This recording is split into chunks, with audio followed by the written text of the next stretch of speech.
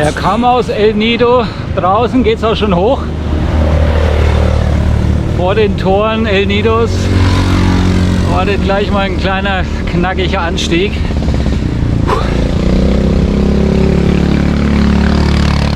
Das ist schwierig, einhändig, mit dieser Monsterübersetzung, die ich hier habe. Also für mich ist es eine Monsterübersetzung. Ja, ich bin auf der Insel Palawan angelandet. Gestern Abend angekommen. Ich blende mal ein kleines Video ein, wie mein Fahrrad transportiert wurde in dem Tricycle. Es war recht abenteuerlich, aber es hat alles funktioniert. Es ist zusammengebaut und es rollt. Muss vielleicht noch mal den Sattel ein bisschen einstellen, aber ansonsten passt. Ja, ich freue mich und mal sehen, was die Insel so zu bieten hat. Mein Hotel hat schon mal einen richtig schönen Ausblick auf die Bucht und die umliegenden Inseln. Und ja, jetzt schaue ich mich mal ein bisschen um und nehme euch mit. Viel Spaß dabei.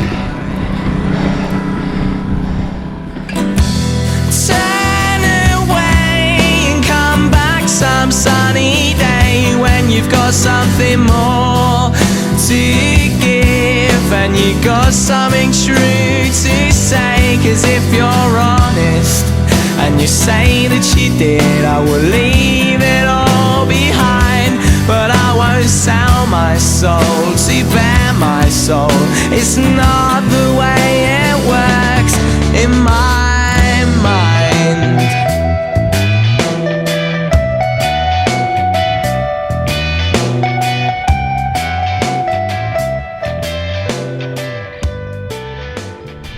Ja, wie man sieht, herrlichste Landschaft hier. Es macht richtig Spaß, hier Rad zu fahren. Die Straße ist auch einigermaßen gut. Da bin ich ja auch anderes gewohnt. Siehe Videos vom Mai, als ich hier auf den Philippinen war. Da gab es ja die eine oder andere Überraschung, aber diese Ringstraße hier im Norden, die ist ganz gut. Das sind halt diese typischen Betonplatten, die sie hier verlegen, aber es sind jetzt keine großen Schlaglöcher drin. Keine großen Schlaglöcher oder irgendwelche anderen Überraschungen. Manchmal kommt mal eine Baustelle. Da haben sie vorhin gerade die Straße ein bisschen verbreitert. Aber ansonsten rollt und es ist angenehm von der Temperatur. Nicht so heiß. Ein bisschen ein Windchen geht. Und ja, landschaftlich hier, also echter Traum, total friedvoll. Da liegen die Kühe hier rum. Die Hunde laufen gemütlich über die Straße. Dann siehst du wieder eine Ziege oder irgendein anderes Getier, was sich irgendwo in der Natur die Zeit vertreibt. Also alles recht entspannt hier. Und genauso entspannt geht es jetzt weiter hier auf dem Rad. Mal sehen, was mich noch so erwartet. Mir gefällt es schon mal.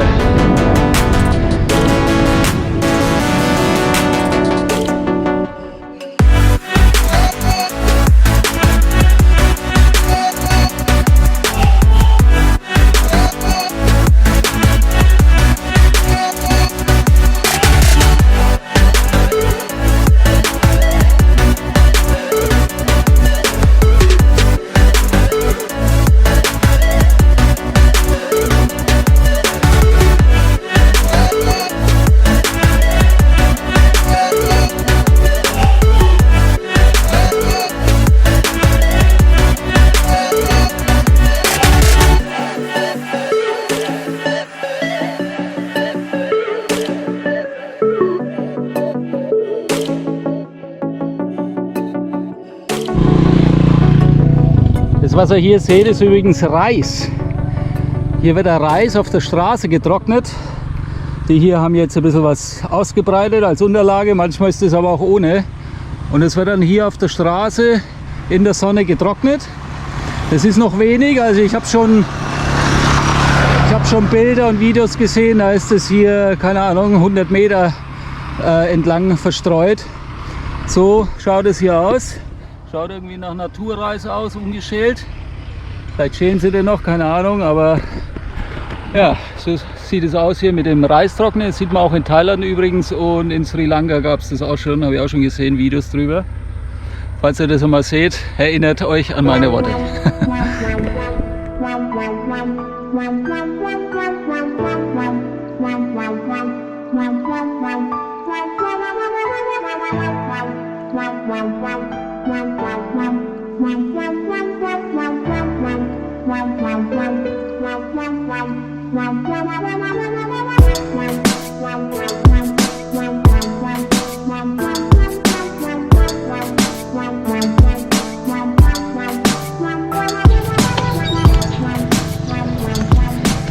Ja, so schaut übrigens eine Schule aus auf den Philippinen. Wir schauen uns mal an.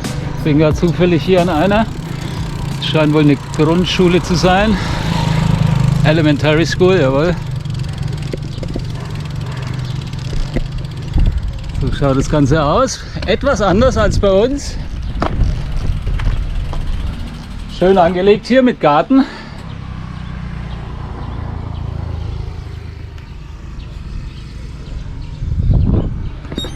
Da haben sie wohl so Pavillons, wo dann die Klassenzimmer drin sind. Und anders als bei uns haben die hier von früh bis abends Schule. Also die letzte Klasse hört um 19 Uhr auf und anfangen tun die hier schon um 5:30 Uhr. Also je nachdem, welche Schulklasse oder welche Zeit man hat, kann man von 5:30 Uhr bis 11 Uhr oder so Unterricht haben, oder halt dann, keine Ahnung, Nachmittag von 15 Uhr bis 19 Uhr oder irgendwie um die Mittagszeit rum. Also die sind hier, zumindest in Manila ist es so, tagsüber komplett besetzt. Nicht so wie bei uns, dass man um 13 Uhr dann heim kann oder 12:15 Uhr oder wann das immer war. Und vielleicht mal Nachmittagsunterricht hatte, aber da waren dann die Gesichter schon lang. Hier ist es normal, und die tragen ja auch alle Schuluniform. Die können nicht einfach so in Freizeitklamotten in die Schule gehen, außer freitags. Freitags ist es erlaubt in Freizeitklamotten.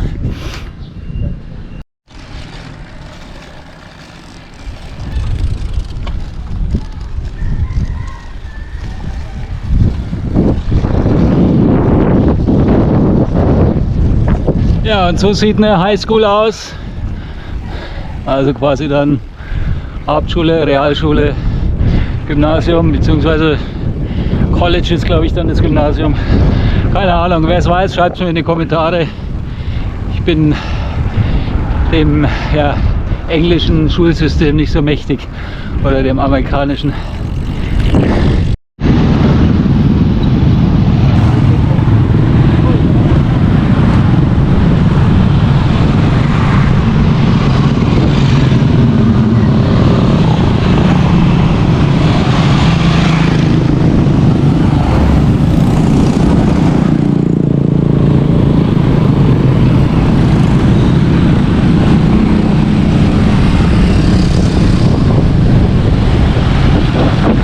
Das sind wohl die Hells Angels von Palawan. Oder was auch immer, keine Ahnung. Das ist irgendwie Dorfausflug.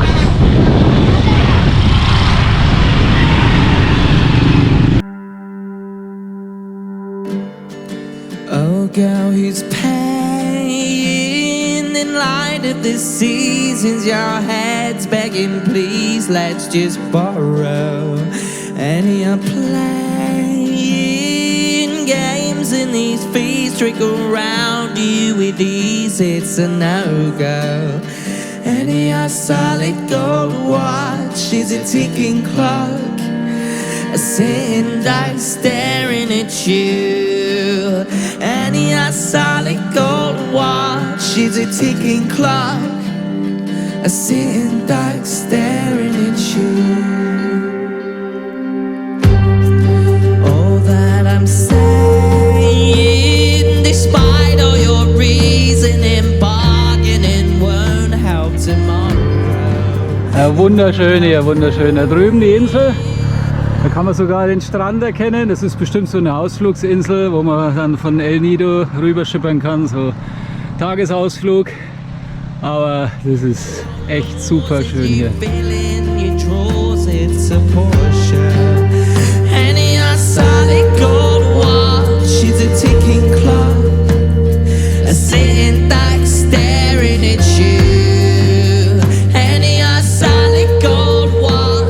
is a ticking clock, a sitting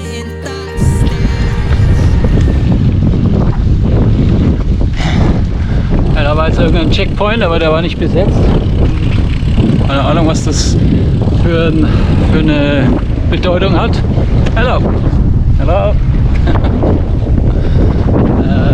Ja, keine Ahnung, ob das jetzt so ein Militärposten war oder die einfach nur so Verkehrskontrolle machen, kann ich auch nicht nachvollziehen. Es war jedenfalls keiner da, also bin ich durchgefahren. Ich bin jetzt wieder im Norden, also weg von der Küste und muss dann so jetzt langsam wieder auf die Rückschleife kommen. Ich hoffe, mich hört man. Es ist sehr windig, ich schalte mal wieder ab. Hoppla. Immer mit der Ruhe. Kein Stress hier. Hallo. Hallo.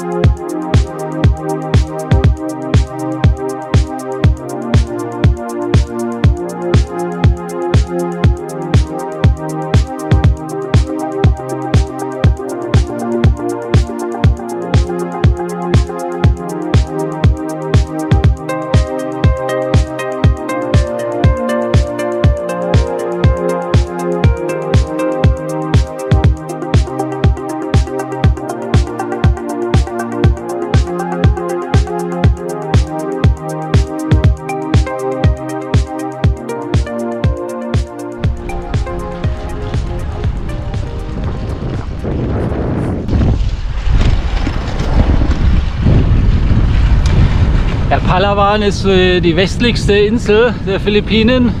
Ist ziemlich lang gezogen, schmal und lang. Die Flüge gehen normalerweise von Manila nach Puerto Princesa. Das liegt so ziemlich in der Mitte von Palawan. Das sind auch die günstigsten, da kann man so für 30 € fliegen. Allerdings ist Puerto Princesa wohl nicht so sehenswert. Die meisten fahren dann eben nach Norden, nach El Nido.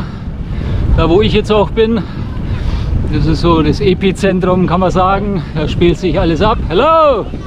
Hallo! Hallo! Und man kann auch direkt dann, wie ich jetzt, nach El Nido fliegen. Das kostet allerdings gleich ja, dann über 100 €, 110, 120, 130. Ich habe jetzt 130 gezahlt mit meinem Rad allerdings. Hängt von der Gepäckmenge ab. Und das ist wohl so ein Privatflughafen, was ich mir habe sagen lassen. Deswegen ist das auch ein bisschen teurer. Mit Air Swift vom Terminal 4 in Manila. Und dann ist man halt direkt in El Nido und braucht dann nicht noch 300 Kilometer von Puerto Princesa hochfahren mit irgendeinem Van. Da ist man dann auch nochmal locker 4-5 Stunden unterwegs. Und dann ist es halt einfach ja, zweckmäßiger, gleich direkt herzufliegen. Dauert 1 Stunde 25 der Flug, allerdings ich hatte wieder mal Pech. Ich hatte 3 Stunden Verspätung. Ich bin dann statt 16:35 Uhr dann um 19:30 Uhr hier angelandet. Und da war es dann auch schon dunkel und ja, musste halt dann gucken, wie ich dann mit dem Tricycle da zu meinem Hotel komme. Gesehen habe ich dann auch nicht viel in der Nacht. Aber ja, dafür bin ich ja heute unterwegs. So schaut es aus. Palawan für mich bis jetzt die schönste Insel. So viel habe ich ja noch nicht besucht, aber das ist jetzt zumindest der schönste Ort so far. Und ja, dann schauen wir mal, was uns noch die nächsten Touren, was die uns bescheren. Und morgen oder übermorgen wird man sehen, werde ich noch mal eine Tour machen hier. So viele Straßen gibt es ja nicht. Das war jetzt die Nordschleife. Vielleicht fahre ich noch die Südschleife, die hat allerdings 130 Kilometer. Und ja, mehr kann man hier eigentlich gar nicht abfahren. Es ist also überschaubar mit den Straßen. Da geht halt eine Nord-Süd-Verbindung entlang und oben halt noch so eine kleine Ringstraße, auf der ich mich jetzt befinde. Und ja, mehr ist es nicht. Man kann halt noch in den Süden runter. Der Süden soll allerdings laut Auswärtigen Amt ja, etwas gefährlicher sein. Sollte man sich nicht hinbegeben, zwecks Terrorgefahr. Naja, gut, das ist auf Mindanao genauso. Trotzdem fliegen da Touristen hin nach Davao City oder wo auch immer. Ja, da dürfen wir halt auch nicht so viel immer drauf geben und sich immer gleich verschrecken lassen. Aber gut, so weit komme ich jetzt sowieso nicht runter, weil ich gehe dann in die andere Richtung. Und ja, bevor ich mir jetzt hier noch totlaber, zeige ich noch ein paar schöne Bilder. Das Video wird eh schon viel zu lang. Und dann sehen wir uns am Schluss wieder in El Nido. Da sage ich dann Goodbye, bis dahin erstmal und ab nach vorne gucken.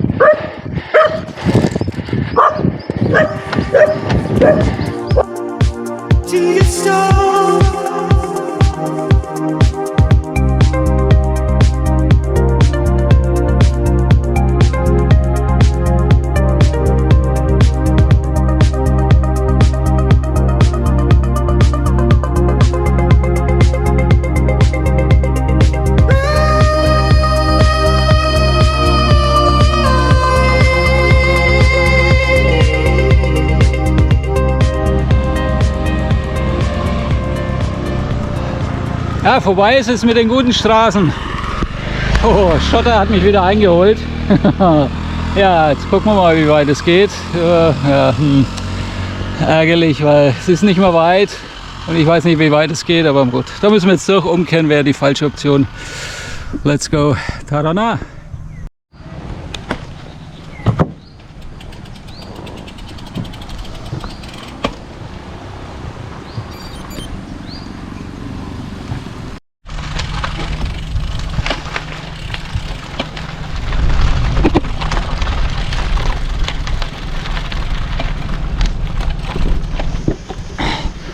Ja, Glück gehabt, das war nur ein kurzes Stück. Ich dachte schon, das geht jetzt 1 Kilometer oder 5 oder was auch immer.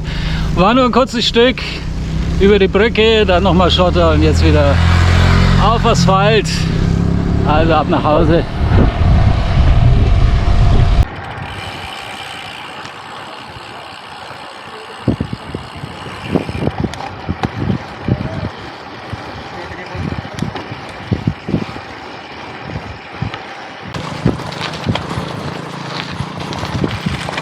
That road. Luarnya kan ini. Tamuro. Well, El Nido, Lomoro. Yeah, this. No. No. Cap. 1 kilometer. Yeah. This road here, 1 kilometer. Kilo. Oh, okay. Bad road, yes. Okay, thank you. Salamat.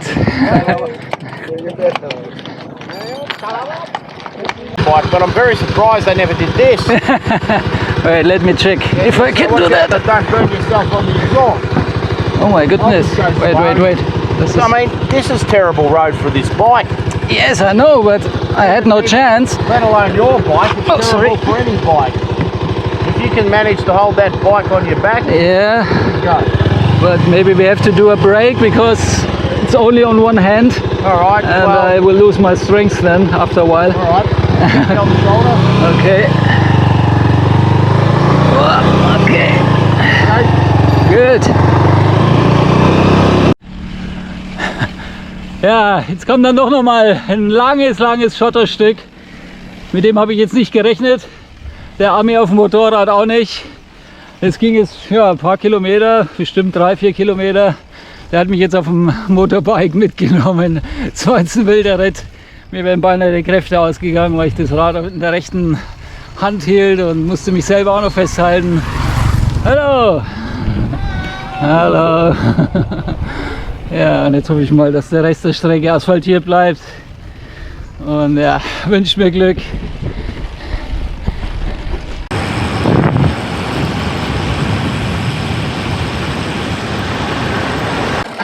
My goodness. It's terrible. The hell doesn't end. I took a leak, so I thought you'd be around the corner real quick. Oh, hey. Is it possible to hang it the left-hand side? Wait. Let me try that. It's looking good there for a while. I'm not fit enough. I went surfing. I went surfing today. Oh my goodness. Wait, I must. They're expensive wheels, and I thought they're going to get smashed. Yeah, and this bike is not mine. Oh boy. It's borrowed from a Filipino, and I want to bring it back in one it'll be piece. great because that ride was epic, Yeah. and all of a sudden there's a dirt track. Yeah. Oh, good Okay, luck. thank you. Have a good one. Thank you.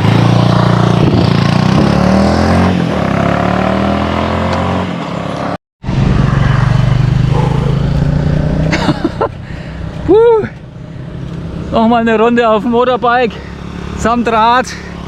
Schauen wir, ob alles heil geblieben ist. Ja, schaut ganz gut aus. Puh, jetzt hoffe ich mal, dass der Rest der Strecke asphaltiert bleibt. Die Jungs auf dem LKW sagten ja, allerdings konnten die kein gutes Englisch oder eigentlich gar nicht. Wir vertrauen denen mal, es wären jetzt noch 15 Kilometer oder 13. Was haben wir jetzt? Ja, 13 Kilometer noch bis El Nido. Jetzt hoffen wir mal, dass die Strecke passt. Das war noch mal ein jähes Ende, das hätte ich jetzt so auch nicht erwartet. Aber lieber am Schluss als irgendwo mittendrin, wo du dann ja so in der Hälfte bist. Jetzt haben wir es ja fast geschafft. Also, Tarana, los geht's!